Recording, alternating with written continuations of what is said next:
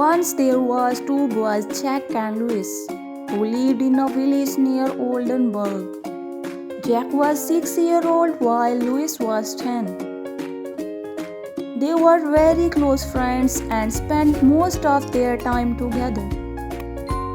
One day, as an adventure, they went a little too far away from the village.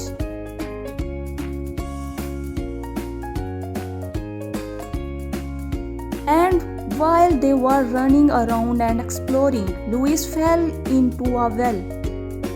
He started screaming because he didn't know how to swim and thought he would drown and die.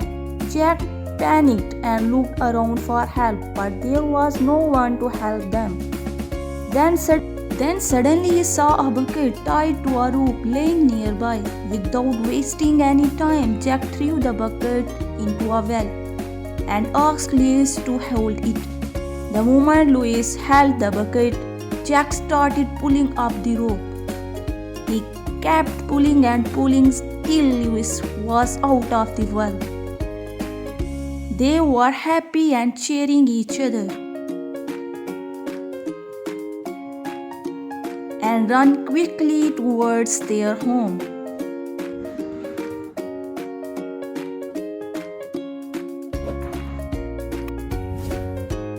When they told their families and the villager about the event, nobody believed them because Jack was too young and weak to even lift a bucket full of water. Hence, nobody believed that he could have pulled out Louis from the well. But only Uncle Peter believed them. Uncle Peter was an old and experienced man whom the villager took seriously. So they asked him how could this be possible. Uncle Peter laughed and said, "What is there to explain? The boy is already telling you how he did it. He threw the bucket inside and pulled the rope to save his friend. What is strange here is how did he manage to gather so much strength?"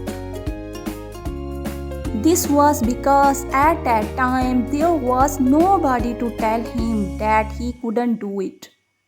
Even himself was not in a position to think so.